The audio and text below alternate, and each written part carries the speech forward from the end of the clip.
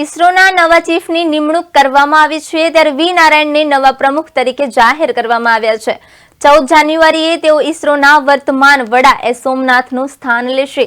તો ચાલો જાણીએ ઇસરોના નવા ચીફ તરીકે તેમણે પ્રાપ્ત કરેલ સિદ્ધિઓ વિશે।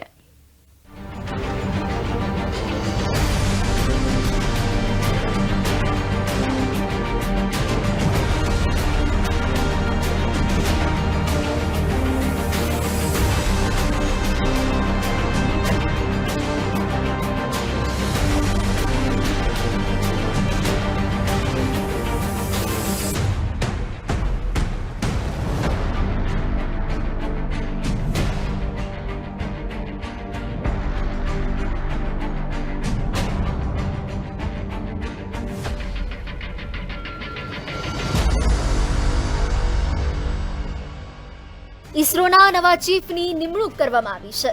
વી નારાયણને નવા પ્રમુખ તરીકે જાહેર કરવામાં આવ્યા છે। 14 જાન્યુઆરીએ તેઓ ઇસરોના વર્તમાન વડા એસ સોમનાથનું સ્થાન લેશે। વી નારાયણને ભારતીય અવકાશ સંશોધન સંસ્થાના આગામી અધ્યક્ષ અને અવકાશ વિભાગના સચિવ તરીકે નિયુક્ત કરવામાં આવ્યા છે। 14 જાન્યુઆરીએ તેઓ ઇસરોના વર્તમાન વડા એસ સોમનાથનું સ્થાન લેશે।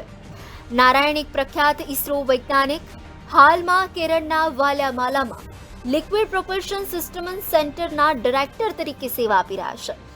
ભારતીય અવકાશ કાર્યક્રમમાં લગભગ 4 દાયકાના અનુભવની સાથે નારાયણને ઇસરોમાં ઘણી મહત્વપૂર્ણ ભૂમિકાઓ નિભાવી છે। કર્મચારીગણ, જાહેર ફરિયાદો અને પેન્શન મંત્રાલયના કર્મચારીને તાલીમ વિભાગના અધિકૃત આદેશમાં કહેવામાં આવ્યું છે કે કેબિનેટની નિમણૂક સમિતિએ 2 વર્ષના સમયગાળા માટે અવકાશ વિભાગના મહાનિર્દેશકના પદની નિમણૂક કરી છે। 14 જાન્યુઆરી 2025 અથવા આગળના આદેશો સુધી V Narayan director, liquid propulsion system centre Valiamala space કમિશનના સચિવ અને અધ્યક્ષ તરીકે નિમણૂકને મંજૂરી આપી છે। તેઓ રોકેટ અને સ્પેસ ક્રાફ્ટ પ્રોપલ્શન નિષ્ણાત છે। 1984માં ઇસરોમાં જોડાયા હતા અને એલપીએસસીના ડિરેક્ટર બનતા પહેલા વિવિધ હોદ્દા પર કામ કર્યું હતું।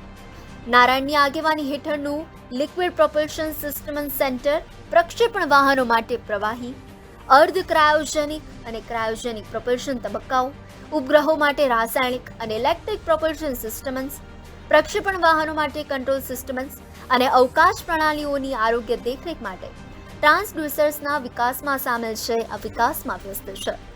તેઓ project management council space transportation, તમામ લોન્ચ વ્હીકલ પ્રોજેક્ટ્સ અને પ્રોગ્રામમાં નિર્ણય લેતી સંસ્થા અને ભારતના આયોજિત માનવ સ્પેસ ફ્લાઇટ મિશન ગગનયાન માટે રાષ્ટ્રીય સ્તરના માનવ રેટેડ સર્ટિફિકેશન બોર્ડના અધ્યક્ષ પણ છે। પ્રારંભિક તબક્કા દરમિયાન તેમણે વિક્રમ સારાભાઈ સ્પેસ સેન્ટર VSS ખાતે ઓગમેન્ટેડ સેટેલાઇટ લોન્ચ વ્હીકલ અને ધ્રુવીય સેટેલાઇટ લોન્ચ વ્હીકલના સાઉન્ડિંગ રોકેટ અને સોલિડ પ્રોપલ્શન એરિયામાં કામ કર્યું છે। ઇસરોના આ નવા ચીફ કોણ છે? વી નારાયણ રોકેટ અને અવકાશયાન પ્રોપલ્શનનો લગભગ 4 દાયકાનો અનુભવ ધરાવતા એક વિશિષ્ટ વૈજ્ઞાનિક છે। તે રોકેટ અને સ્પેસ ક્રાફ્ટ પ્રોપલ્શન સ્પેશિયાલિસ્ટ પણ છે। વી નારાયણ 1984માં ઇસરોમાં જોડાયા અને લિક્વિડ પ્રોપલ્શન સિસ્ટમ સેન્ટરના ડાયરેક્ટર બનતા પહેલા તેમણે વિવિધ પદો પર સેવા આપી હતી। શરૂઆતના તબક્કા દરમિયાન તેમણે વિક્રમ સારાભાઈ સ્પેસ સેન્ટરમાં સાઉન્ડિંગ રોકેટ અને ઓગમેન્ટેડ સેટેલાઇટ લોન્ચ વ્હીકલ અને પોલાર સેટેલાઇટ લોન્ચ વ્હીકલના નક્કર પ્રોપલ્શન ક્ષેત્રમાં કામ કર્યું છે।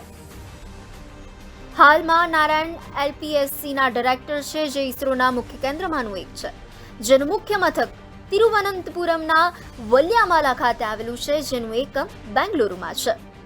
નારાયણને 40 વર્ષનો અનુભવ છે। તે રેકોર્ડ અને અવકાશયાનના કામગીરીમાં નિષ્ણાત છે।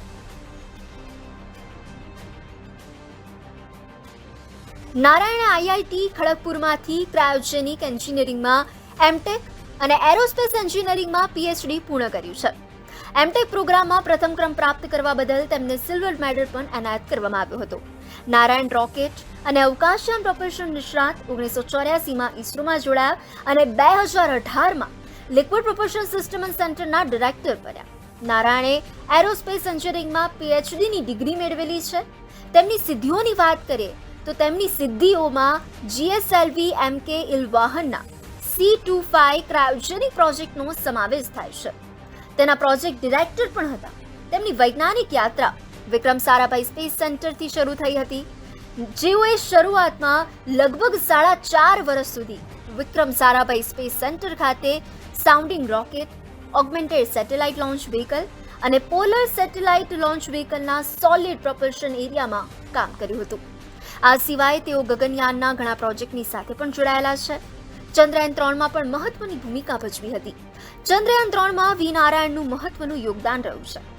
વાસ્તવમાં ક્રાયોજેનિક પ્રોપલ્શન સિસ્ટમના વિકાસે ભારતને આ ક્ષમતાવાળા 6 દેશોમાંથી એક બનાવ્યું અને લોન્ચ વાહનોમાં આત્મનિર્ભરતા સુનિશ્ચિત કરી. તેમાંથી ચંદ્રયાન 2 અને LBM-3 ચંદ્રયાન 3 લોન્ચ કરવામાં આવ્યા.